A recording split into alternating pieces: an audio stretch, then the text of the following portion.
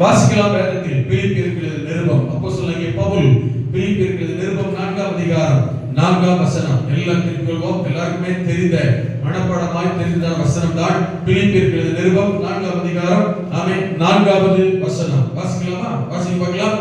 கர்த்தருக்குள் எப்பொழுதும் சந்தோஷமாய் இருங்கள், சந்தோஷமாய் இருங்கள் என்று மறுபடியும் சொல்லுகிறேன். நீங்க நிறைய பேர் வசனத்தை சொல்லல, ஆமென், எதையோ எதிர்பார்த்து பாருங்க.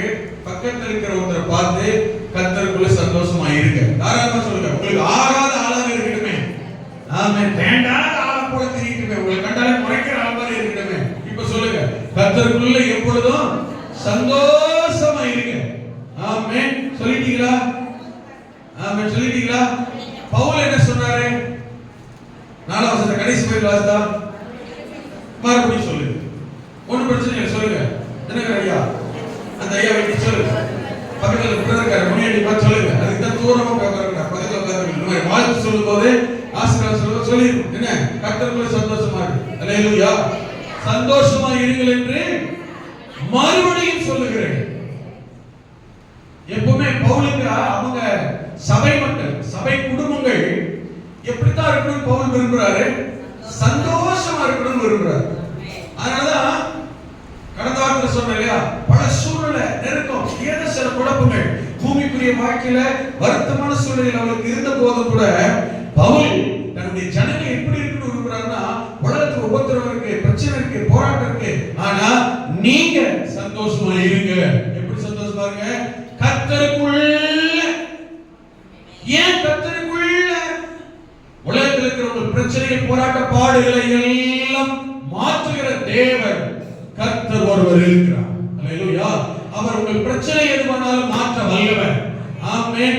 நாம் நம்புகிற மனிதர்கள், நமக்கு மேலான அதிகாரம் உள்ளவர்கள், நமக்கு மேலாக திறமை, தாளந்து, வல்லமை படைத்தவர்களால கூட நம்முடைய வாழ்க்கையில ஒரு நன்மையை, ஆசீர்வாதத்தை கொண்டு வர முடியாமல், விடுதலை, அற்புதத்தை கொண்டு வர முடியாமல் போய்விடலாம்.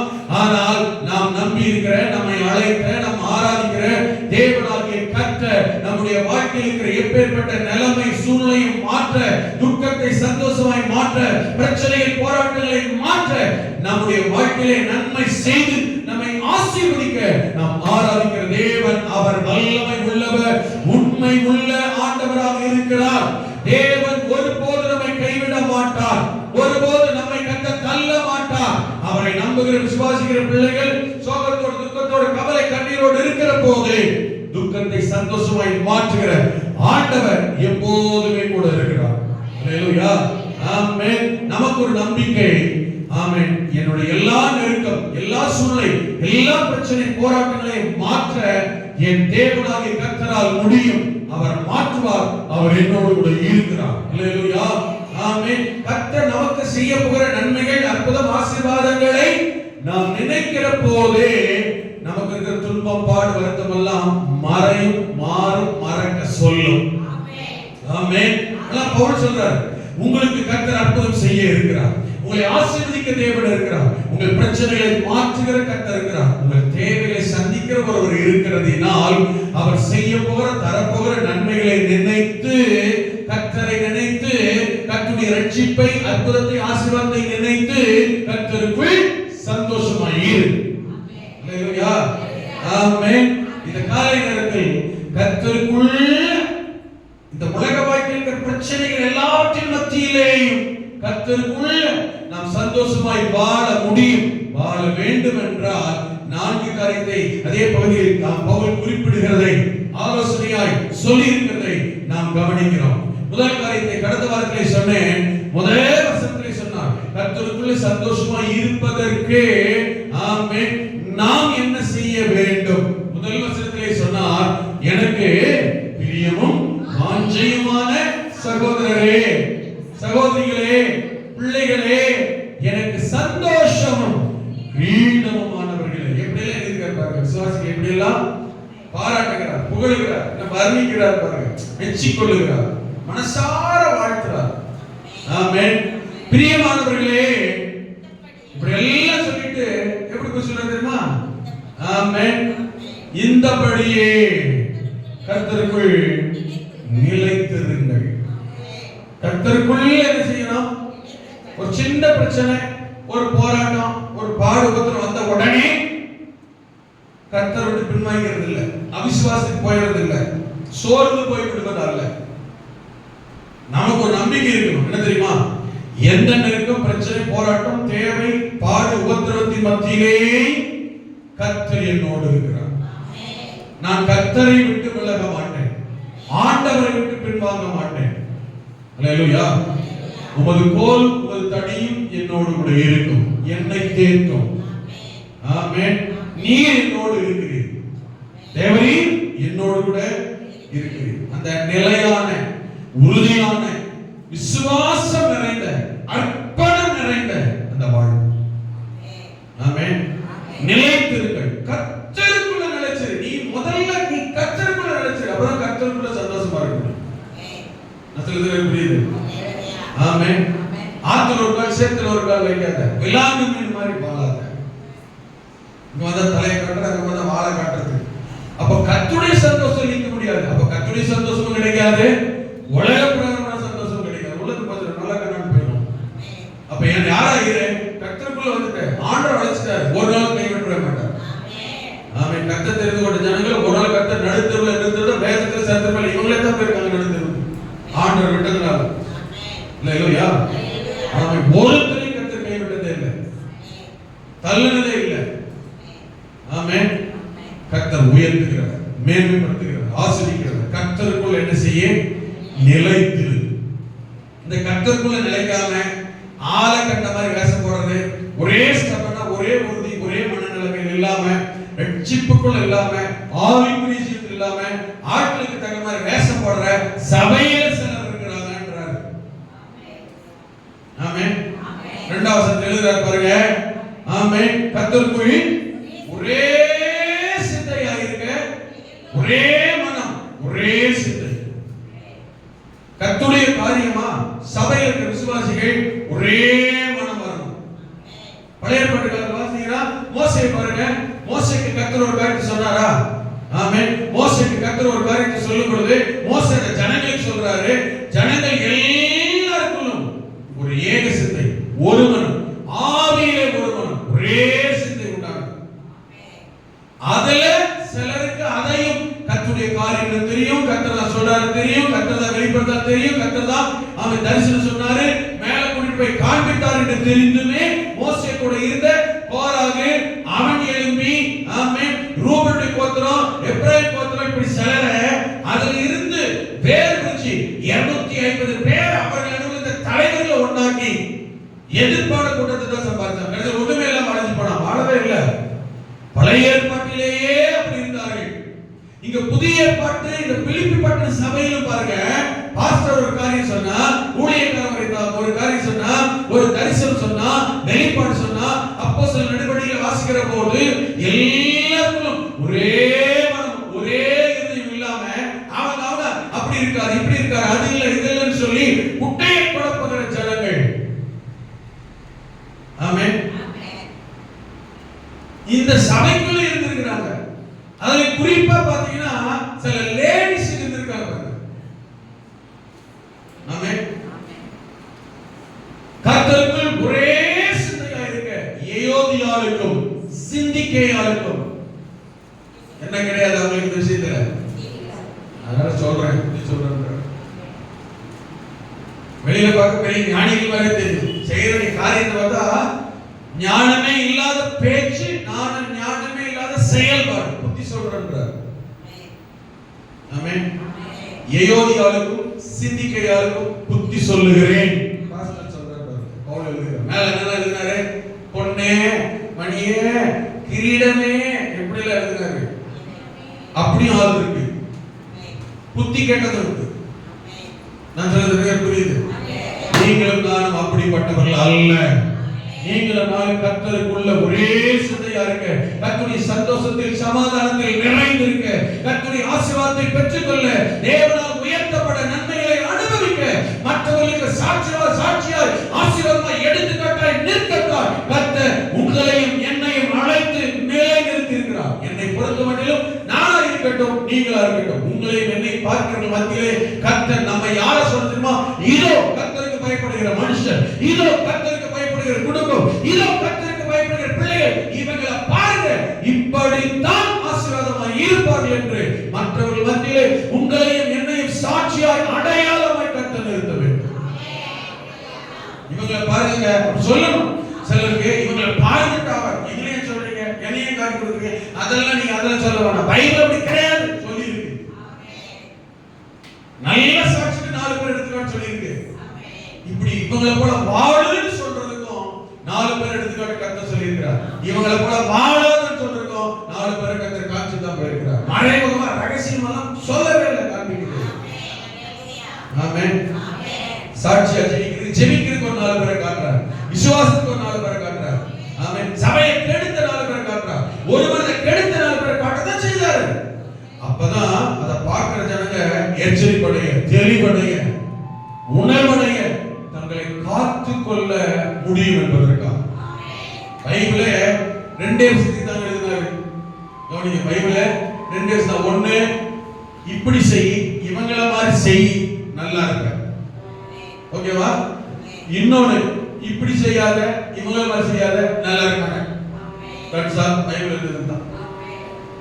இவங்கள மாதிரி செய்யன்னு சொல்றதுக்கு என்னெல்லாம் செஞ்சாங்கன்னு எழுதி வச்சிருக்கிறார். உங்களுக்கு புரியுதா? இவங்கள மாதிரி செஞ்சிராதன்றதுக்கு அவங்களே எழுதியிருக்கிறார், அவங்க செயல்பாட்டை எழுதியிருக்கிறார். ஹலோ, புரியுதா? இதுதான் பைபிள். நாம இது ரெண்டுத்துல ஏதோ ஒன்று ஃபாலோ பண்றோம். ஃபாலோ பண்ண வேண்டியது எது சொன்னா தெரியுமா?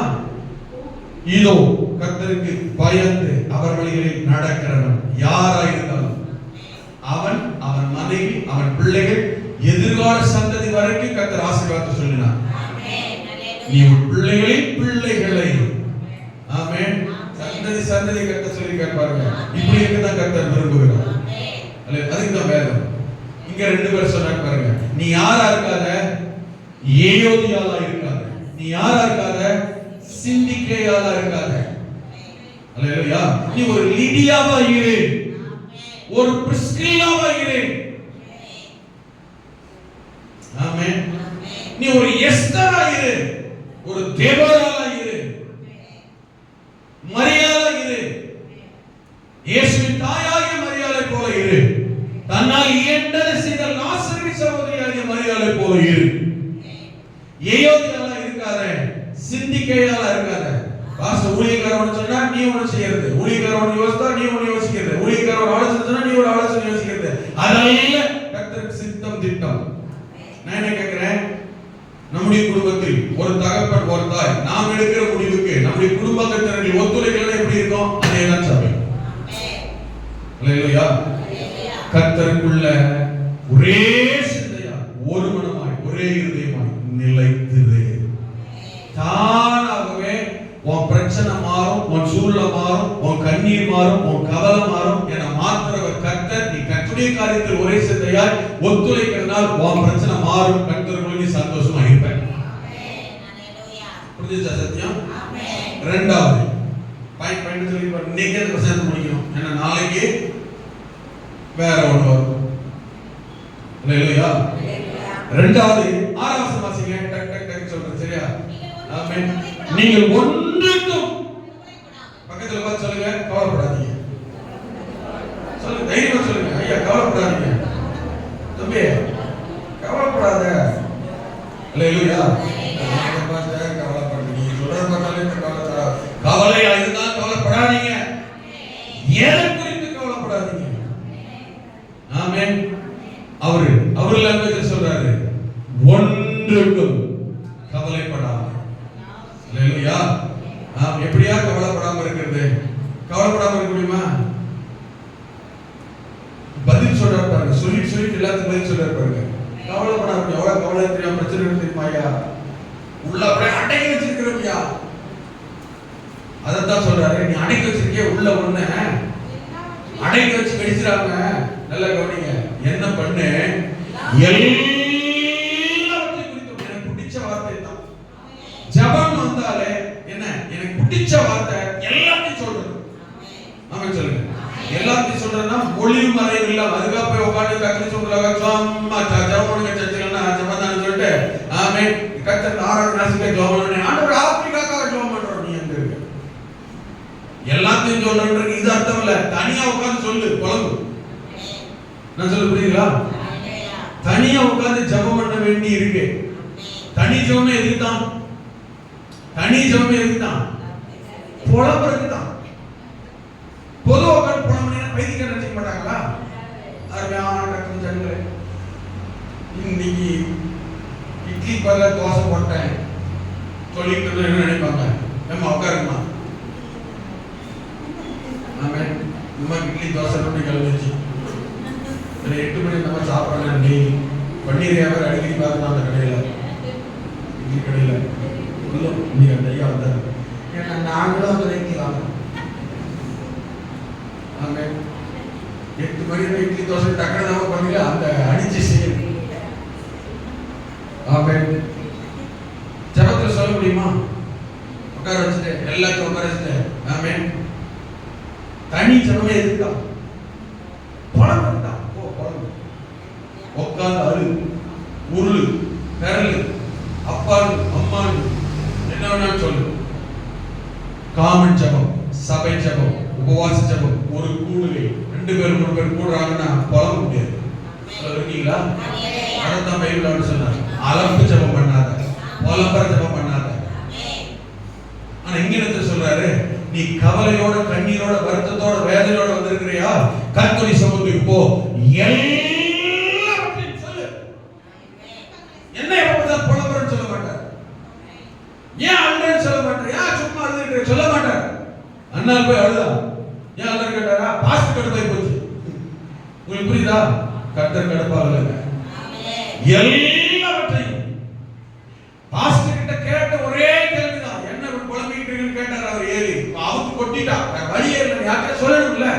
ஆண்டவர் ஒரு பக்கம் சொன்னாலும் அந்த மனசுல சொல்லணும். ஐயா கேட்டார், பாஸ்ட் கேட்டார், சொல்லிட்டார். மனக்குலேசம் சரி, அப்படி இல்லையா, இப்படி இல்லையா, நான் குடிக்கலையா, வெறிக்கலையா, என் இதயத்தை கர்த்தருடைய சமூகத்திலே நான் ஊற்றி விட்டேன். எல்லாவற்றையும் சொல்லுகிறேன். ஒரே என் மகளாக இருக்கட்டும். ஒரு முறைக்கு 2வது முறை கேட்கிறேன், நானே சொல்லிடுறேன். சும்மா புலம்பா இருக்கு, போயாம என்ன செய்யற சொன்னதை சொல்லிட்டு இருக்க. நீங்க மறந்துறீங்கப்பா. நான் மறக்கிறவன், பலவீனமானவன், மாம்சீகமானவன், டென்ஷன் ஆனவன், எரிச்சல் ஆனவன். ஒரு முறைக்கு 2 முறை கேட்ட கோவம் வந்தது. ஐயா டீ வாங்க காசு பண்ணுங்க, சொல்லிட்டீங்களா? கவனிங்க. 2வது முறை சொன்னேன், அதான் காலையில சொன்னீங்க, கோவம் வந்தது, டென்ஷன் ஆயிடுது. இன்னைக்கு என்ன சமைக்கணும்? என்ன தேவை பண்ணு. கொஞ்ச நேரம் கழிச்சு நீ சாம்பார் வைக்கவா, ரசம் வைக்கவா, என்ன தேவை பண்ணு. இன்னும் கொஞ்சம் அவங்களுக்கு பிரச்சனை இருக்கு. ஆமே. இன்னைக்கு என்ன சமையல் பண்றது? என்னத்தையும் பண்ணு, என்னத்தையும் பண்ணிச்சு சாப்பிடாமல இருக்கு. கேட்கறமா இல்லையா? அவங்களுக்கு என்ன பண்ணுன்றது, நமக்கு என்ன பண்ணா என்ன? ஆங்கில அவங்களுக்கு கூட்டுக்கோழி, தவிடுக்கோழி, கூட்டுக்கோழி, தவிடு பசங்க சொல்லுவாங்க. அந்த மாதிரி என்ன செய்யணும்? ஆமே. இப்போ காரம் இருக்கா, உப்பு இருக்கா, இனிப்பு இருக்கா, அதெல்லாம் பார்க்கறது. ஆமே. உப்பு இருக்கா இல்லையா? ஆமே. காரமா இருக்கா? இல்ல. அந்த காலம் போச்சு. அதான் இப்ப சொல்லுவார், குருட்டு கோழியே தவிட்டு கக்கிற மாதிரி என்ன செய்ய, என்னத்தை போறாங்க. அதுக்கு என்ன செய்ய? திரும்ப திரும்ப கேட்டா, அதையே திரும்ப திரும்ப கேட்டா என்ன செய்யுது? டென்ஷனா இருக்குல்ல. என்னவன் சமைச்சு போடு, என்னவன் பண்ணு. காலையில சிக்கன் குழம்பு ராத்திரி தான் சொன்னேன், இன்னைக்கு என்ன குழம்பு தெரியாம சாப்பிட்டாங்க. காலையில என்ன சாப்பிட்டீங்க? காலையில கெஸ்ட், அவங்க முன்னாடி சொல்ல முடியாது. அவங்க கெஸ்ட் இல்லையா? வந்தவங்க 2 பசங்களும் கெஸ்ட் இல்லை, எங்க பசங்க தான். அவங்க புதுசா சாப்பிடுறாங்கல்ல, இன்னைக்கு ஒரு முறை அவங்களுக்கு அது புது பண்டம். எனக்கு அது நான் சொன்னேன், இது சாம்பாரா, சிக்கன் குழம்பா? நான் ஒரு சொன்னேன்ல, சும்மா பார்க்கலாம். அவங்க சொன்னாங்க, உங்களுக்கு எந்த பொடி போட்டாலும் ஒத்துக்கிறது இல்லை. அதில் நானும் ஒன்று போட்டேன். நல்ல வேலை சாப்பிடாதான் சொன்னேன். ஒரு முறை 2 முறை கேட்கணும். நம்ம மனசு என்ன செய்யுது? அதாவது நம்ம நம்ம மனசு ஏற்றுக்கொள்ளாத ஒத்துக்கொள்ளாத சில எல்லா வீட்லயும் அப்படி சொல்ற கேட்கணும்னே கேட்க மனசு இருக்கா? கணவன் மனைவியா இருக்கட்டும், அப்பா அம்மாவா இருக்கட்டும், பிள்ளைங்களா இருக்கட்டும், கேட்க மனசு இருக்கா? அப்ப எல்லாத்தையும் நம்ம வீடு தானே, என் மனைவி தானே, என் புருஷன் தானே, எங்க அப்பா தானே, எங்க அம்மா தானே சொல்ல முடியுதா? சொன்ன சண்டை வந்து பிரச்சனை வந்து சாப்பாட்டுக்கு ஒரு போராட்டம் நடக்குது எல்லாருக்கும். ஆமாவா இல்லையா? கவனிங்க. ஆனா பவுல் எழுதுறாரு, நீ என்ன கவலை இருந்தாலும், என்ன வருத்தத்தோட இருந்தாலும், என்ன பிரச்சனையோட இருந்தாலும் மனுஷங்கிட்ட மனசுக்கு சொல்லிட்டீங்கன்னா அது யாரா இருந்தாலும் அடுத்த டைம் சொல்லி காட்டிடுவாங்க, என்ன பண்ணிடுவாங்க, ஆமென், போட்டு விட்டுருவாங்க. ஆனா நீ எல்லாத்தையும் எதுவானாலும் கர்த்தர். என்ன சொல்ல தெரியுமா? கவலையோட இருக்கியா, பிரச்சனையோட இருக்கியா, ஹியூமன் பீயிங்ல சொல்றாரு, கவலைப்படாத, உன் பாரத்தோடையும் கவலையோடையும் நீ எந்த மனுஷனை போய் தேடி போனாலும் உனக்கு சொல்யூஷன் இல்ல. கர்த்தருடைய சமூகத்துக்கு போ. ஆமென். உன் விண்ணப்பங்களை ஸ்தோத்திரத்தோடையும் கூடிய இதெல்லாம் நம்முடைய ஜெபத்துக்கு தேவை. ஆமென் சொல்லி பார்க்கலாம். நேரா போறது ஊரு மூக்கு சுத்திட்டு அழுது வந்துறது இல்ல. ஆமென். என்ன போராட்டம், எவ்வளவு கவலை, எவ்வளவு வேதனை, எவ்வளவு பாதிப்பு வந்தாலும் ஒரு காரியத்தை மறந்துடாதீங்க. ஒண்ணு பண்றதை மறந்துடாதீங்க. ஸ்தோத்திரம், துதி மறந்துடவே மறந்துடாதீங்க. நல்லா துதிங்க, நல்லா ஸ்தோத்திரம் பண்ணுங்க, நல்லா கர்த்தரை உயர்த்துங்க, நல்லா அவரை மகிமைப்படுத்துங்க, அவர் பேரை பிரஸ்தாபப்படுத்துங்க. சொல்லி சொல்லி நல்லவரே நல்லவரே அப்பா ஆண்டவரே நீ போதுமா என்னெல்லாம் சொல்ல முடியும்? அற்புதர், சகாயர், நல்லவர், சர்வலர், யெகோவாயிரே, யெகோவா நிசி, யெகோவா ஷம்மா, என்னெல்லாம் உடைய பேரை சொல்லி எப்படிலாம் துதிக்க முடியுமோ, புகழ முடியுமோ சொல்லி சொல்லி என் பிரச்சனையை பாருங்கன்னு கேளுங்க. அவர் அதிகமா துதிங்க. உங்க பிரச்சனை கொஞ்சமா சொல்லுங்க, பிரச்சனை சால்வ். உங்க பிரச்சனை பெருசா நினைச்சு எங்க இருக்குன்னே தெரியாம இயேசுவே இயேசுவே பிதாவே வந்தறாதீங்க. ஹalleluya. உங்களுக்கு பெரிய பிரச்சனை, அதை விட அவர் அதிகமா உயர்த்துங்க துதிங்க. உங்க பிரச்சனை கொஞ்சமா சொல்லுங்க. ஆமென். தனிப்பட்டதுக்கு போங்க, பர்சனலா போங்க. எல்லாவற்றையும் கேட்கிற ஒரே ஒரு மனசார விசாரிக்கிற நபர் உண்டானா நம்ம ஆராதிக்கிற ஆண்டவரே தான். ஹalleluya. மறுபடியும் சொல்றேன், என்னையா ஒரு முறை ஜெபம் போய் எல்லாத்தையும் பழப்பாங்க, அதை சொல்லாத அதை சொல்லாதீங்க, இப்ப போய் எல்லாத்தையும் சொல்லுன்னு மாற்றி சொல்லிட்டீங்கன்னா அந்த ஜெபம் வேற. நான் சொல்ற பர்சனல் பிரேயர் சொல்லிட்டு இருக்கேன். கவலையோட இருக்கீங்களா, பிரச்சனையோட இருக்கீங்களா, வீட்டுக்கு போங்க, கதை அடைங்க, உட்காருங்க, மழை போடுங்க, கண்ணீர் விடுங்க, கதறுங்க, அழுங்க, உளருங்க, குழப்புங்க, மனசுல என்னெல்லாம் இருக்க சொல்லுங்க. அப்ப கர்த்தர் உட்கார்ந்து கேட்பார். நாலு பேரை கூட ஜெபம் பண்ணணும். பெண்கள் ஜெபம், உபவாசம், சபை ஜெபம், ஆராதனை உட்கார்ந்து ஜெபம் புலம்பிக்க முடியுமா? அப்பதான் சொன்னா அல்ப ஜெபம் பண்ணாத, அதிக பிரச்சனை பேசாத, ஆலயத்துல வந்து உட்கார்ந்துருங்க, தேவையில்லாம கதை விடாத, அப்படியே டிசைன் அடுக்க முடியல பேசாத. அதை கேட்கறதுக்கு ஒரு நேரம் கிடையாது. நீ பூமியில ஒரு பரவத்தில் இருக்கிற சொல்ல வேண்டிய கருத்து, ஜெபிக்க வேண்டியது, ஆஸ்பத்திரிக்கு உட்காந்து ஆத்ம பாரத்தை அகஜம் பண்ணிட்டு இருக்காங்க. அவனுக்காக ஜெபம் பண்ணு. நான் சொல்ல புரியுதா? எல்லா இடத்துலயும் ஒரே மாதிரி இல்ல. ஆனா கவலைகளை பாரங்களை வைக்கக்கூடிய இடமும் நேரமும் சூழ்நிலை இருக்கிறது.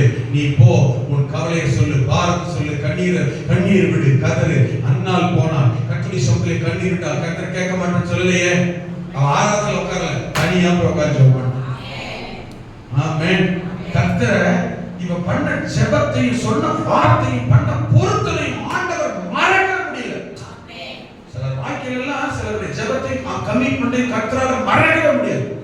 அதான் வாழ வைக்கிறார். ஆமென். ஏன் உங்களை இன்ன வரைக்கும் வாழ வச்சிருக்க தெரியுமா? என்னைக்கு போய் சேர்ந்திருக்கணும்? எப்பயோ ஒரு முறை ஆமென் நீங்களும் நானும் அவர் சமூகத்துல ஆமென் நம்மளே கமிட் பண்ணி ஜெபம் பண்ணிருக்கோம், அர்ப்பணித்து ஜெபம் பண்ணிருக்கோம், ஒப்பு கொடு ஜெபம் பண்ணிருக்கோம், பொருத்தனை பண்ணி ஜெபம் பண்ணிருக்கோம். நல்லா வாழ்றதே பொருத்தனையும் புத்தனை வாழ்ந்துட்டு இருக்கேன். அதுக்கு வச்சு செத்து போயிருக்கோம். ஆண்டோட சொன்ன கை வைத்து நான் செத்துருவேன் எனக்கு கன்ஃபார்மா தெரியும், உழைக்க மாட்டேன். ஒருவேளை நீ எனக்கு ஆயுஷ்னால கூட்டி கொடுத்து வாழ வச்சா நான் உயிரோடு இருக்கிறான் உமக்காக ஊழியம் செய்கிறேன் அப்படின்றா. இன்றும் ஊழியம் செய்கிறேன், உயிரோடு இருக்கிறேன் என்றால் அன்றைக்கு என்னை நானே கர்த்தருக்கு பொருத்தனை பண்ணி கொடுக்கிறேன். என் ஊழியம் போதும், நான் போதும் என்று கர்த்தர் நினைத்து விட்டால் நான், என் மனைவி, என் மகன், நீங்கள் யார் சேர்ந்தெழுத்தாலும் நிறுத்த முடியாது. அதுக்கு முன்னாடி ஒரு பாதிப்பு, பிரச்சனை, போராட்டம், செய்ய வேண்டிய காரியம், திட்டம், தரிசனம் இன்னும் இருக்கிறது என்றால் ஆமென் எடுக்க மாட்டார். உங்கள் ஜெபம், என் ஜெபம், நம்முடைய அர்ப்பணம் இன்னும் வாழ வைக்கும். அவ்வளவுதான், வேற ஒண்ணுமே ரகசியம். ஹalleluya.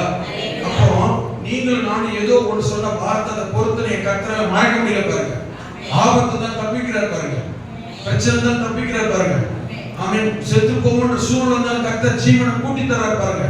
ஆபத்து நெருக்கம் வந்து ஆபத்தை தப்பிக்கிறார் பாருங்க. ஏன் தெரியுமா? அப்போ நீங்களும் நானும் செய்த நேர்த்திக்கடன் பொறுத்தன கமிட்மெண்ட் அர்ப்பணத்தை கர்த்தர் நினைத்து தேவன் நம்மை மறக்காமல் விடுவித்து தப்பித்து பாதுகாத்து நடத்துகிறார். இன்னமும் நடத்துவார். பவுல் சொன்னாரு, கர்த்தருக்குள்ள நீ சந்தோஷமா இருக்கணும்னா உன் கவலை பிரச்சனை விசாரிக்கிற ஒருத்தர் இருக்கிறார். எல்லாத்தையும் போய் அவருக்கு சொல்லு. உன் பிரச்சனையை சொல்லு, உன் குடும்பத்தில் உள்ள சூழல் பிரச்சனையை சொல்லு. நிறைய எழுதி வச்சிருக்கேன். ஒன்னே ஒண்ணு ஹைலைட் பண்ணி ஒரு சுட்டி காட்ட விரும்புகிறேன். மார்க் 1:1 வாசித்தீங்கன்னா பேதுருடைய வீட்டுக்கு ஆண்டவர் போறாரு. ஆமென். 29 31 வசனம் வாசி பாருங்க. மார்க் 1:1 பேதுரு வீட்டுக்கு ஆண்டவர் போறாரு.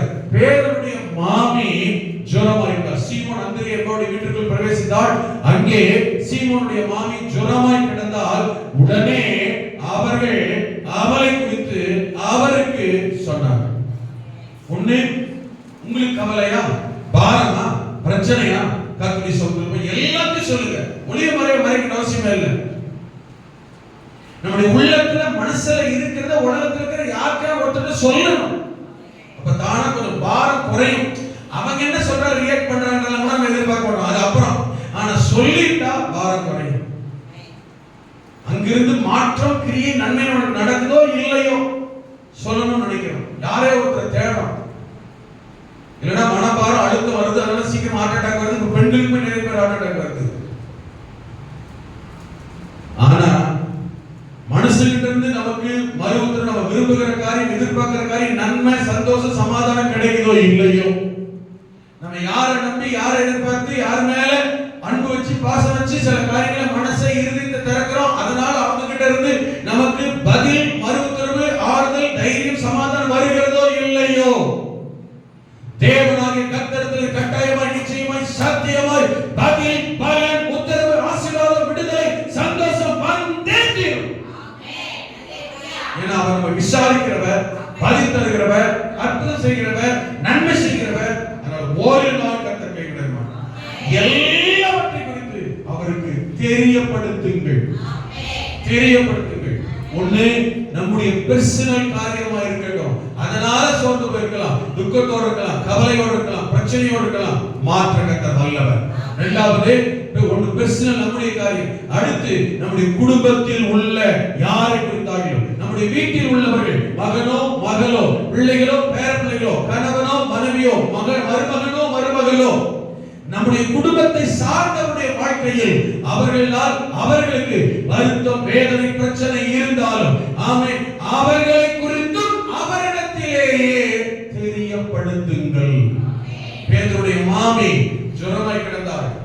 ஆமென். மரணத்தருவாய் இருக்கிறார். எழுந்திருக்க முடியாமல் இருக்கிறார். இயேசு வீட்டுக்கு போகிறார். கவனிங்க, அவரை குறித்து அவருக்கு சொன்னாங்க. ஆமென். சொல்லுங்க, பிள்ளைகளை குறித்து என்ன பிரச்சனை? தாராளமாக பேசுங்க. இவனை பாருங்க, மாமியாரை குறித்து பிரச்சனை. மாமியார் ரொம்ப பாசம். ஆமென். நம்ம போகும்போது அம்மா தான் சோறு போட்டு கவனிச்சிருக்கு. ஆமென். போன உடனே பாருங்க, அவளை குறித்து அவருக்கு சொன்னார். நம்ம எல்லாருமே அப்படிதான். நம்ம மேல யார் கொஞ்சம் பாசம் அக்கறையா இருக்கிறாங்களோ, அவங்களுக்கு என்ன ஒரு பிரச்சனைனா நம்ம உடனே என்ன செய்வோம்? கொஞ்சம் எஃபோர்ட், பாரப்படுவோம், முயற்சி எடுப்போம். இங்க நடந்திருக்கு. அல்லேலூயா. அப்ப நாமளும் யாரா இருக்கணும்னு பாருங்க. என்னை குறித்து சில கரிசனை அக்கறையாக இருக்க வேண்டும் என்று நான் விரும்பினால், நானும் அவர்களை குறித்து சில கரிசனை அக்கறை உள்ளவனாக இருக்க வேண்டும். நான் சொல்றது புரியுது? ஆமென். இப்போ இவ வீட்டுல சுகவேணுமா இருக்கிறா, அவளை குறித்து அவருக்கு சொன்னார்களே, அவருக்கு தெரியாதா? என்னன்னா சொன்ன சீக்கிரம் நடக்கும், சொன்ன கேட்பார், சொன்ன அர்த்தம் நடக்கும், சொன்ன விடுதலை, சொன்ன சீக்கிரம் நம்ம எழுதிவா, எதுவுமே முடியாம இருக்கா. அப்ப நம்முடைய குடும்பத்தில் உள்ளவர்களை குறித்து அவங்க பிரச்சனை எதுவானாலும், அவங்க சூழல் எதுவானாலும், முரட்டாட்டமானாலும், கீழ்ப்படியாமை ஆனாலும், பலவீனம் ஆனாலும், பிரச்சனை ஆனாலும், ரட்சிக்கப்படாத சூழலை ஆனாலும் என்ன செய்யுங்க? அவருக்கு சொல்லியிருக்கு. பக்கத்து வீட்டுக்காரங்க, சொந்த பந்தங்கள், நம்ம குடும்பத்தில் உள்ள காரியத்தை நம்ம அண்ணன் வீடு தான், தங்கச்சி வீடு தான் சொன்னீங்கனாலுமே அன்னைக்கு எஃபெக்ட் தெரியாது. அடுத்து எல்லாம் கூறாங்க பாருங்க, அன்னைக்கு நல்லா எல்லாத்தையும். ஆனா ஆண்டவர் ஒரு நாள் என்ன செய்ய மாட்டார். ஹலோ கேட்டீங்களா? ஒரு நாள் என்ன செய்ய மாட்டார். அப்படி கேட்டுட்டு ரெண்டு தங்கச்சி பத்தி சொன்னியா மக்கா வரும் அப்படின்னு சொல்ல மாட்டார். பார்த்துக் கொள்ளுகிறேன், யெகோவா ஈரே, நான் மாற்றுகிறேன். ஹல்லேலூயா. சொன்னாங்களா அந்த அம்மா பத்தி? இவர் போனாரா? நேரா போனாரு, கை பிடிச்சாரு, அம்மா சொல்ல எழுவுமா வச்சாரு. நம்மால முடியாத ஒண்ணு நம்முடைய பாரத்தையும் நம்ம சொன்னதையும் கேட்டு கர்த்தர் தொட வல்லவர், கிரியை செய்ய வல்லவர். கவனிங்க, இந்த அம்மாவுக்கு சுக வேணும், தொட்டாரு, மாற்றினாரு, உயிர்த்தெழ செய்தாரு, எழுப்பிச்ச அம்மா. ஆமென். நம்ம வீட்டுல உள்ளவங்களை என்ன காரணக்காக தொடரணும், என்ன விஷயத்துக்காக தொடரணும்? நான் சொல்ல புரியுங்களா? அவர் தொட்டால் சுகம் உண்டு, மனமாற்றம் உண்டு, எழுப்புதல் உண்டு, மனம் திரும்புதல் உண்டு, கிரியை உண்டு. என் வீட்டுக்கு அரைச்சி கூட மாட்டார். தொடுங்க ஆண்டவரே, தொடுவார். என் பிள்ளைக்கு கீழ்ப்படிய மாட்டேங்குது, ஒரு உங்களுடைய டச்சிங், ஒரு தொடுதல் தேவை. ஆண்டவரே தொடுவா அப்படின்னு சொல்லி பார்க்கலாம். ஆமென். இவர் என் மகன் கீழ்ப்படிய மாட்டேங்கிறான், கொஞ்சம் தொடுங்க. தொடர்றதுன்ற வார்த்தை தப்பா விளையக்கூடாது. தொடர்றதுனால அடிக்கிறான்னு அர்த்தம் இல்ல, தொடர்றதுனால கொள்கிறான்னு அர்த்தம் இல்ல, தொடர்றதுனால தண்டிக்கிறான்னு அர்த்தம் இல்ல. அப்படியே நினைக்கக்கூடாது. தொடுதல், டச்சிங் என்பது உணர்த்துவது, கிரி, அவருடைய கிரியை வெளிப்படணும். அற்புதமா, ஆனந்திருப்பதா, ஆசீர்வாதமா, உயிர்ப்பிக்கணுமா, இல்ல தண்டிக்கணுமா, எனிதிங் ஒரு தொடுதல் தேவை. ஆண்டவரே, இந்த அம்மாவை தொட்டாரு, சுகவீனம் மாறினது, ஜுரம் நீங்கினது, விடுதலை வந்தது, அற்புதம் உண்டானது, ஆசீர்வாதம் வந்தது. நீங்க கேளுங்க ஆண்டவரே, என் மனசு சொன்ன பேச்சே கேட்க மாட்டேங்கிறான், தலைகீழ நிக்கிறான், தொடு ஆண்டவரே. தொடுவார், நேரா நின்னுவோம்.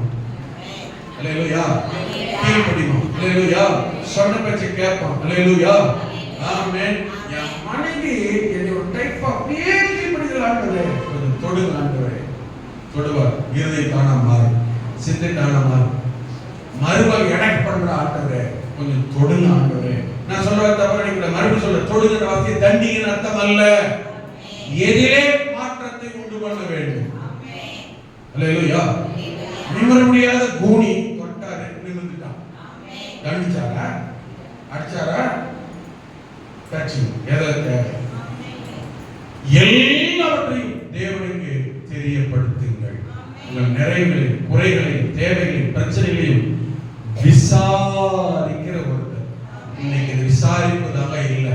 எப்படி இருக்கிறேன்னு கேட்க ஆள் இல்லை, சாப்பிட்டியான்னு கேட்க ஆள் இல்லை, நல்லா இருக்கியான்னு கேட்க ஆள் இல்லை, ஏன் இப்படி இருக்கிறேன்னு கேட்க ஆள் இல்லை, கவலைப்படாதன்னு கேட்க, விசாரிக்க ஆள் இல்லை, விசாரணை பண்ண ஆள் இருக்கு. உங்களுக்கு விளங்குதா? இது பிரச்சனையாமே, ஏதோ அதாமே, ஹலோ, இதுக்கு ஆள் வர தவிர நாம கரிசனையோடு விசாரிக்க ஆள் இல்லை. ஆமென். கரிசனையோடு விசாரிக்கிற ஒருவர் உண்டு, நீங்கள் ஆராதிக்கிறவர். பவுல் சொல்றார், அவருடைய ஜனங்களை பார்த்து அவருக்கு தெரியப்படுத்து. ஆமென். முடிக்க போகிறோம். மூணாவது சொல்லி முடிக்கிறேன். மூன்றாவது கீழே வசனம் 8வது வசனத்தை வாசி பாருங்க. 8வது சொல்லப்படுது, கடைசியாக சகோதரரே, உண்மை உள்ளவைகள் எவைகளோ, ஒழுக்கம் உள்ளவைகள் எவைகளோ, நீதி உள்ளவைகள் எவைகளோ, கற்புள்ளவைகள் எவைகளோ, அன்புள்ளவைகள் எவைகளோ, நற்கீர்த்தி உள்ளவைகள் எவைகளோ, புண்ணியம் எதுவோ, புகழ் எதுவோ, அவைகள் எல்லாம் எங்கே இருக்கிறது? இப்ப நான் வாஸ்தவம் இல்லையா? நான் ஷார்ட் அவுட் பண்ணி சொல்றேன். இப்ப இத்தனை வாஸ்தவம் இல்ல, இதெல்லாம் எங்க இருக்கு? எங்க கண்டுபிடிக்க முடியும்? வேதம், வசனம், சத்தியத்தில் தான் இதையெல்லாம் கண்டுபிடிக்க முடியும். எதையெல்லாம்? திரும்ப சொல்லி பாருங்க. உண்மை, ஒழுக்கம், நீதி, கற்பு, அன்பு, நற்கீர்த்தி, புண்ணியம், புகழ், இதெல்லாம் எங்க தேடி கண்டுபிடிப்பீங்க? எதுல கண்டுபிடிப்பீங்க? எப்படி தெரிஞ்சுக்கிறீங்க? எதுலதான்? வேதத்துல தான். ஆமென். இவைகளையே சிந்தித்துக் கொண்டிருங்கள். எதை சிந்திக்கணும்? இவைகளை. இப்ப இதெல்லாம் எதுல இருக்கு? அவருடைய வேதம், வசனம், சத்தியத்தில் இருக்கிறது. அப்போ இதெல்லாம் இருக்கிற வேதத்தை அதிகமாய் வாசியுங்கள், கண்டுபிடியுங்கள், தியானியுங்கள். ஆமென். உண்மை எது? உண்மை என்றால் என்ன? எப்படி உண்மையா இருக்கணும்? எதில் உண்மையா இருக்கணும்? சொன்னார் நீதிமொழியில், உண்மையுள்ள மனுஷன் பரிபூர்ண ஆசீர்வாதங்களை பெறுவான். அப்படி என்றால் பரிபூர்ண ஆசீர்வாதத்தை பெறுவதற்கு உண்மையா இருக்க சொல்றாரு. உண்மையா இருக்க சித்தின்னு சொல்லியிருக்காரு பவுல். அப்ப உண்மையா பரிபூர்ண ஆசீர்வாதம் சொல்லியிருக்கிறாரா? அப்ப எதுலெல்லாம் உண்மையா இருக்கணும்? முதல்ல தேவனுடைய காரியத்தில் உண்மையா இருக்கிறோமா? சபை காரியத்தில் உண்மையா இருக்கிறோமா? கர்த்தருடைய காரியத்தில் உண்மையா இருக்கிறோமா? அடுத்து குடும்ப காரியத்தில் உண்மையா இருக்கிறோமா? வேலை செய்கிற காரியத்தில் உண்மையா இருக்கிறோமா? நமக்கு கொடுக்கப்பட்ட பொறுப்பு, நம்ம கூட வேலை பார்க்கிறவன், நம்ம கூட பொறுப்பு நமக்குள்ள இருக்கிறவன் அவன் ரட்சிக்கப்படாதவன். அதனால அவன் உண்மையா இருக்க மாட்டான், நேரத்துக்கு வர மாட்டான், நேரத்தோட போயிடுவான், வேலை உண்மை செய்ய மாட்டான், உத்தமமா நடக்க மாட்டான். நாம் அப்படி அல்ல. நீங்கள் நான் யாரு? கர்த்தருடைய சந்தோஷத்தில் நிலைத்திருக்க வேண்டியவர்கள்.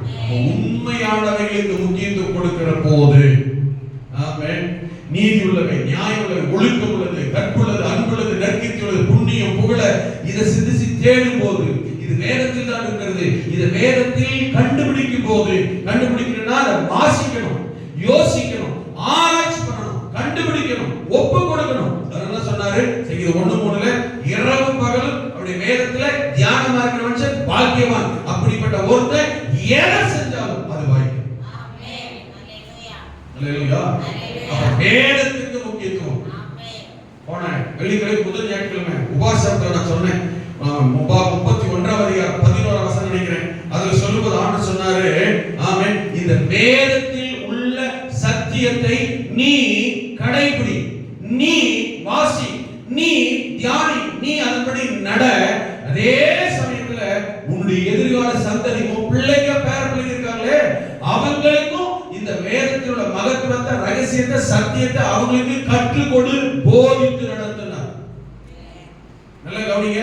உங்க வீட்டில் உள்ள பிள்ளைங்களுக்கு கவனிங்க, படிக்க வைக்கிறோம், பிள்ளைங்களுக்கு பேர பிள்ளைங்களுக்கு டியூஷன் எடுக்கிறோம். எத்தனை பேர் தனியா கேர் பண்ணி வேதத்தை, சத்தியத்தை, வசனத்தை அனுதினம் ஜெபிக்க சொல்லி கொடுக்கிறோம், வேத வாசிக்க கற்றுக் கொடுக்கிறோம், பைபிள் கற்றுக் கொடுக்கிறோம்.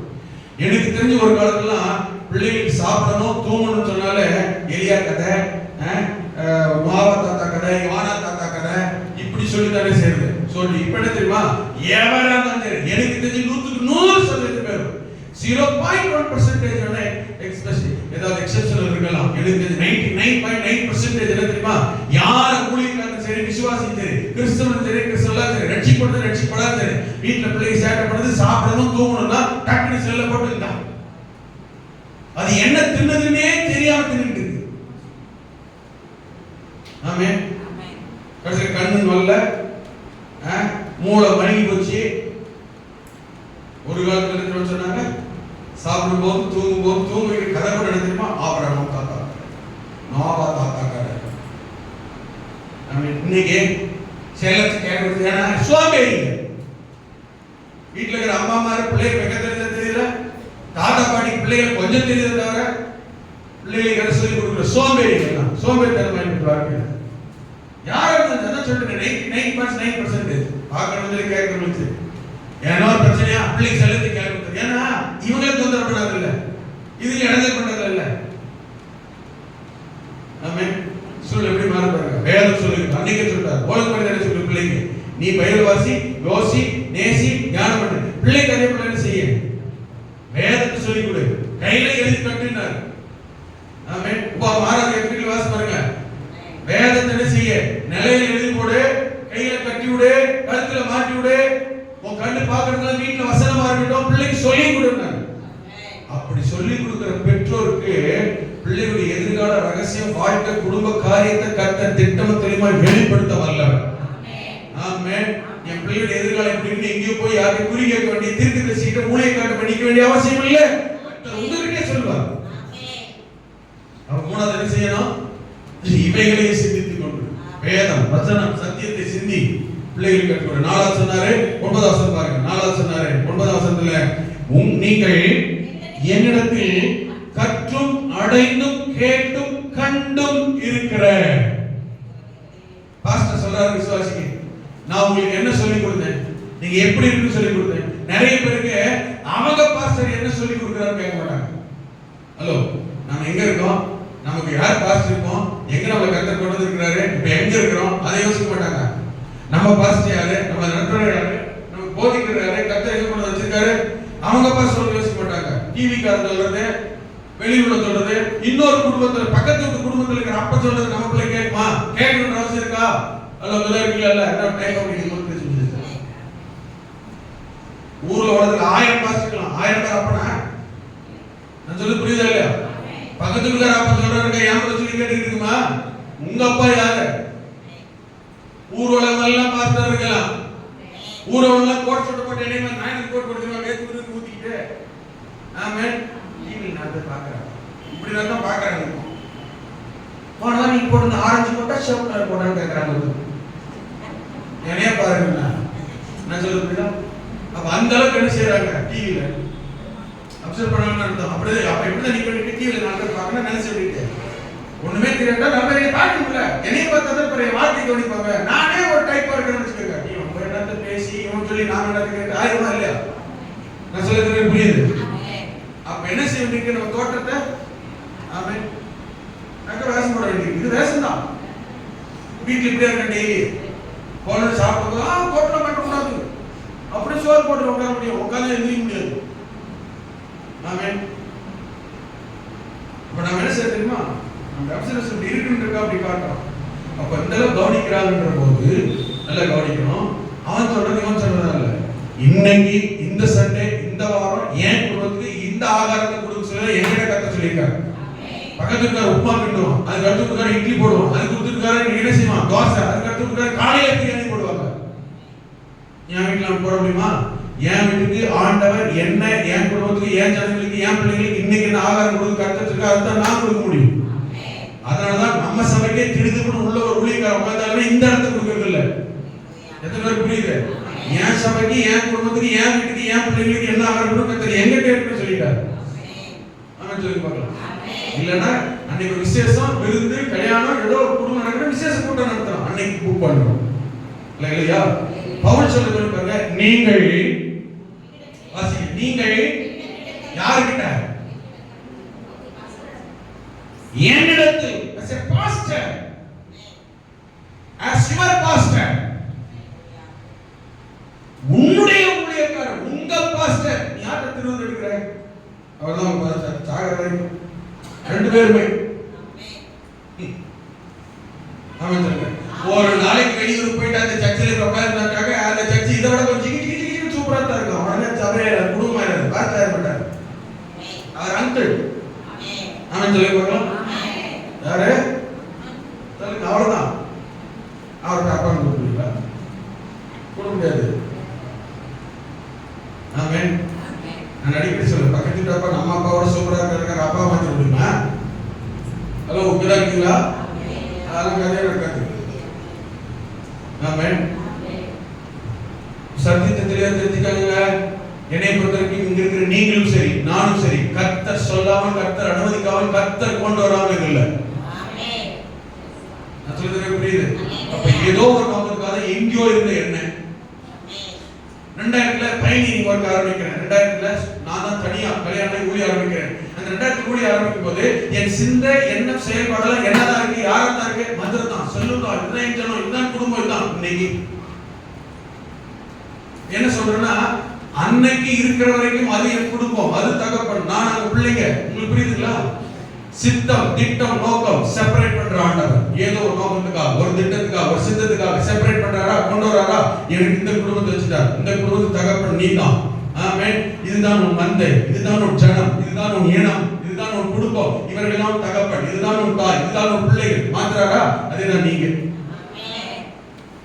கர்த்தர் கூட சொல்றேன், அங்கிருந்து வந்த பிறகு எனக்கும் அந்த சபைக்கு இன்னொரு தொடர்பே கிடையாது. அதுக்கு பிறகு இன்னொரு சபையில பிரசங்கம் போனவே கிடையாது.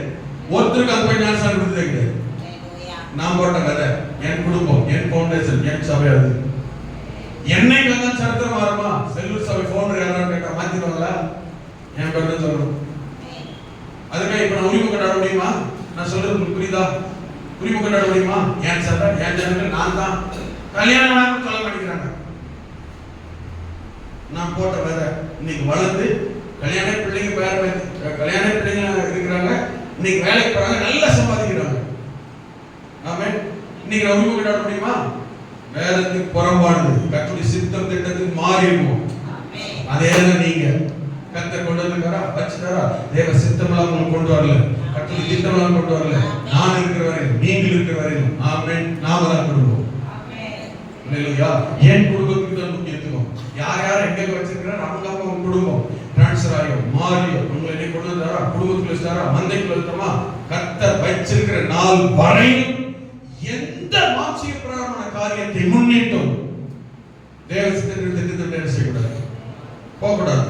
அப்ப அது வரையிலும் பவுல் சொல்லுகிறார் என்ன தெரியுமா, நீங்கள் என்னிடத்தில் ஆமென் கற்றும் அடைந்தும் கேட்டும் கண்டும் இருக்கிறவை எவைகளோ அவைகளை செய்யுங்கள். சிம்பிளா சொல்லிட்டு உங்களுக்கு புரியுற மாதிரி சிம்பிளா சொல்லிட்டா, பாஸ்டர் ஊழியர்களாக நான் உங்களுக்கு என்ன போதிக்கிறேனோ, என்ன கற்றுக்கொள்றீங்களோ, நான் உங்களுக்கு என்ன சொல்லணும் அப்படி செய்யும்.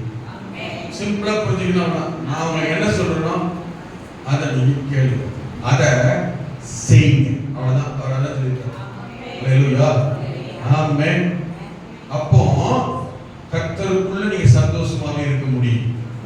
எந்த ஊழியக்காரனும் எனக்கு தெரிஞ்சு எந்த தகப்பனும் தாயும் பூமியில் இருக்கிற தகப்பன் தாயை விட ஆமென் நம்ம மேல அக்கறை உள்ளவங்க யாரும் கிடையாது. ஆமாவல்ல? நீங்க சொல்லுங்க, நீங்களே சொல்லுங்க. எந்த தகப்பன் தாயாவது உங்களுக்கு உங்க அப்பா அம்மா, நீங்களே தாத்தா பாட்டி இருக்கலாம், ஆனா உங்களுக்கு அப்பா அம்மா இல்லையா, உங்களுக்கு அப்பா அம்மா என்னைக்காவது உங்களுக்கு தீங்கு செய்ய நினைச்சிருப்பாங்களா? அதே போல as a parent நீங்க உங்க பிள்ளைகளுக்கு தீங்கு செய்ய நினைச்சிருப்பீங்களா? பூமியில உலகத்துல நம்ப தகுந்த ஒரே கேரக்டர் இருக்கிறாங்கன்னா பூமியில தகப்பன் தாய் தான். மச்சல புரியுதா? டாக்டர் பார்க்கறேன். ஆமென். மச்சல புரியுதா? தன்னுடைய தகப்பன் தாய்க்கு மட்டும்தான் பிள்ளை எவ்வளவு தண்ணியாக இருந்தாலும் முத்தா தெரியும். ஹலோ, கேக்குறீங்களா? நான் மைண்ட் வசனத்தை சொல்றேன். கெட்டகுமார் போய் பண்ணியோட பண்ணியா இருந்தா நினைச்சான் வந்தான். அண்ணனுக்கு எப்படி தெரிஞ்சது? கூட பிறந்த ரத்த பரப்பு தானே, கூட பிறந்த பரப்பு தானேங்க. அண்ணனுக்கு எப்படி தெரிஞ்சது? அருவருப்பா தெரிஞ்சது. வேசியிடத்துல போய் பணத்தை செலவு பண்ணி சொத்தளிச்சு வந்தவனா தெரிஞ்சது கூட பிறந்தவனுக்கு. தகப்பனுக்கு எப்படியே தெரிஞ்சது? அப்படியே தெரிஞ்சது. ஆயிரம் தான் யாராவது தெரியுமா? என் உசுர என் மகன் கட்டி அடைச்சாங்க, முத்தம் கொடுத்தா, மாடத்தை கட்டி போட்டு என்னெல்லாம் விட்டுட்டு வந்தாலும் எல்லாத்தையும் போடுறாங்க. பார்த்தா எரியுது. கூட பிறந்தவனுக்கு பார்த்தா என்ன செய்யுது? பொறுக்க முடியல. ஆனா தாய் தகப்பனை பாருங்க. ஆமென். அதான் அவங்க இடத்துல எவரை நின்றார். ஆமென் சொல்லுங்க. இன்னொன்னு சொல்லிட்டா, அதேதான் உங்கள் ஆவிக்குரிய தகப்பனும் தாய். மாம்சீக பிரகாரம் வாழ்க்கையில, உலக பிரகாரம் வாழ்க்கையில நீங்க எவ்வளவுதான் பாதிக்கப்பட்டாலும் பெற்றெடுத்த தகப்பனும் தாய் நம்ப தகந்தவர்களாம் எப்பொழுது அரவணைத்து சேர்த்துக் கொள்கிறார்களோ அதே போலதான் ஆவிக்குரிய ஜீவியத்திலே பரலோகத்தில் கொண்டு போய் சேர்க்கக்கூடிய ஆவிக்குரிய நிலைமையிலே உங்களுக்காக ஜெபிக்கிற, போதிக்கிற, கற்றுக் கொடுக்கிற நீங்கள் ஆமென் ஆவிக்குரிய ரீதியில எவ்வளவு சோர்ந்து போயிடலாம், தோண்டு போயிடலாம், விழுந்து போயிடலாம், பின்வாங்கி போயிடலாம். ஒரு நாள் மத்த விசுவாசிகள் மிகப்பா நினைக்கலாம், இவங்க என்ன விசுவாசிகள் போயிட்டாங்க. ஒரு நாள் ஆவிக்குரிய நிலையில உங்களுக்கு தகப்பனாய் தாயாய் ஏற்படுத்தி வைத்திருக்கிற ஆவிக்குரிய பெற்றோர் ஒரு நாள் உங்களுடைய வீழ்ச்சி குறித்து, உங்களுடைய இயலாமை குறித்து, உங்களுடைய ஆமை குறைவை குறித்து ஒரு நாள் தவறாக நிர்விசாரம் அசற்றே நல்லாமல் மறுபடியும் உங்களை நிலைநிறுத்த, தூக்கி நிறுத்த, கர்த்தருடைய சொற்களை காத்திருக்கிற, ஜெபிக்கிற, கண்ணீர் விடுகிறவர் உங்களுக்கு தேவன் ஏற்படுத்தி வைத்திருக்கிற உங்கள் போதகர் மட்டுமே. ஆமென். உங்கள் போதகர் தான் உங்கள் தகப்பன், உங்கள் போதகர் தான் உங்கள் மேய்ப்பன். ஆமென். நீங்க திட்டினாலும் வாங்கிட்டு சரின்னு தான் ஏத்துக்கிறாரு. அவரு திட்டினாலும் அடுத்த நிமிஷம் கவலைப்பட்டு திட்டிட்டு சாரின்னு சொல்லுவாரு. அல்லேலூயா. பக்கத்து தகப்பன் இன்னொரு போதகர், இன்னொரு காரியம்னா நம்மகிட்ட ஏதோ ஒன்றை எதிர்பார்த்து, ஏதோ ஒரு நன்மை. இப்ப என்னையே எடுத்துக்கீங்க, ஓப்பனா சொல்றேன். இன்னொரு சபை விசுவாசி சரியா, அவர் மேல அக்கறையா இருக்குன்னா என்னவா இருக்கும்? என் சபைக்கு வரதில்லை சரியா, என் சபை விசுவாசி இல்லை, ஆனா அவர் மேல அக்கறையா இருக்க என்ன காரணமா இருக்கு நினைக்கிறீங்க? அவர் யாரா இருப்பார் தெரியுமா? பெரிய ஆபீசரா இருப்பாரு, இல்ல பெரிய பணக்காரனா இருப்பாரு, வசதியானவரா இருக்காரு. என்ன காரணம்? ஓப்பனா நல்ல ஒளியவே கிடையாது. என்ன காரணமா இருக்கும்? அவர் மேல அக்கறையா இருந்தா ஜோபான காட்டி கொடுப்பாரு. பணம் கர்த்தர் பார்க்கிறார். ஏன் விசுவாசி? அல்லேலூயா. ஆமென்.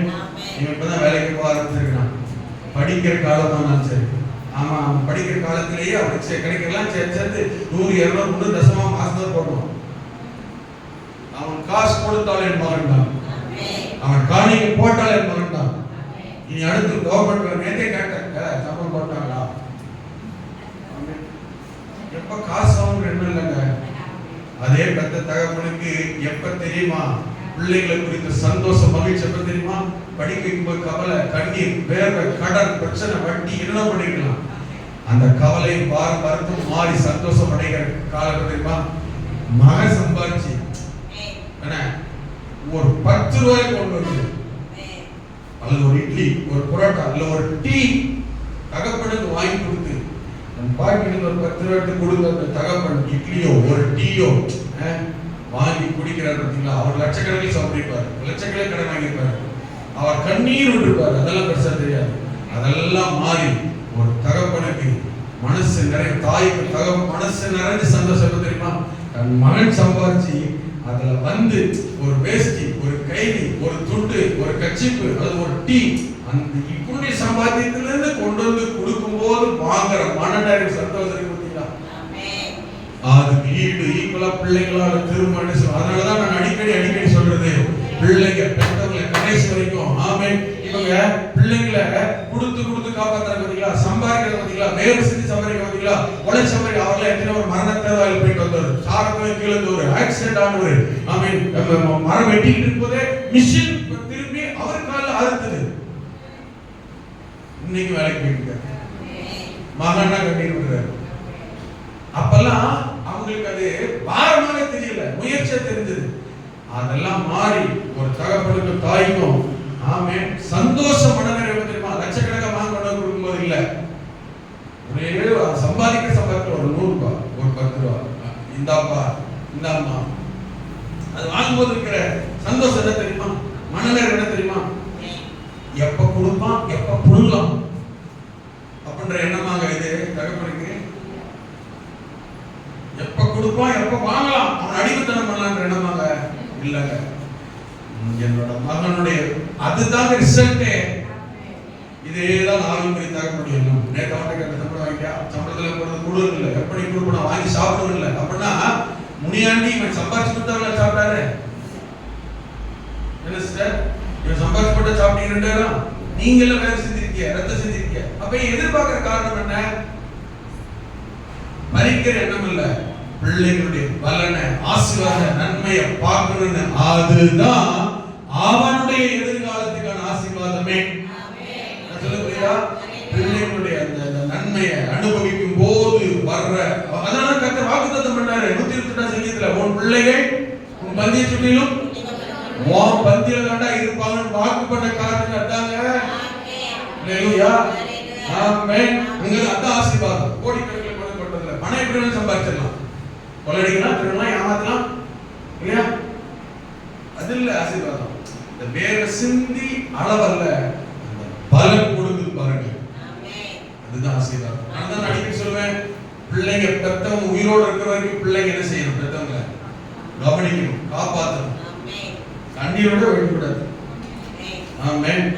அந்த கிருபை கட்டத்தை பவுல் சொன்னாரு, நான் உங்களுக்கு என்ன சொல்லி கொடுத்தனும் அதை செய்யுங்க. அப்ப செய், இந்த 4 காரியத்தை செய்ய.